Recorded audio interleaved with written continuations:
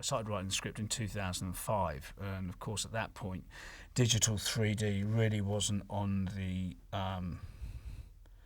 really wasn't on the filmmaking agenda at that point. I mean, obviously the technical developments were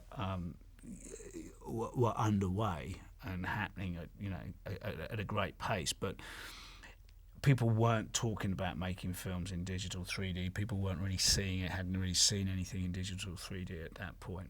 I thought he was mad, and I thought that we had enough on our plate, let alone, thinking about shooting this film in 3D. Certainly at that time, I mean, it's something that nobody heard of. It hadn't come to market.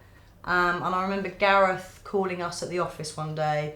Right, you must all go down to the nearest cinema that's playing U2 3D. Go now, leave the office. And from that moment, I saw Bono. I felt this was something that was going to be big.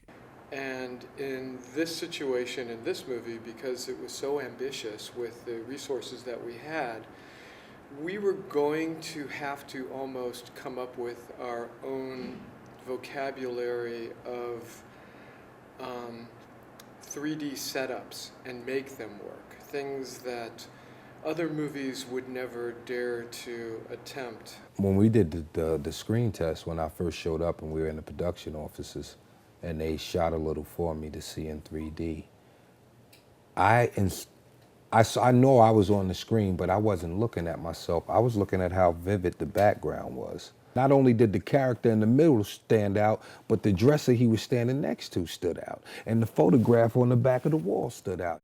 No one's ever done anything like this in 3D before. And, it was shown on set with this amazing crew, and they had to really, invent ways to use this 3D that had never been done before. Watching Mike sometimes was as interesting as watching the screen, because you could see from Mike's reaction if he was happy or not with that take, and he would let you know. And Oren, pull to the text quicker as we go over. Okay. I know this right here, it's going to raise the bar as far as independent films go. I know that's a fact.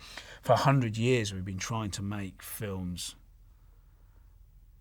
that we've had to shoot in 2D feel three-dimensional by placing objects near to the camera, placing objects far away from the camera.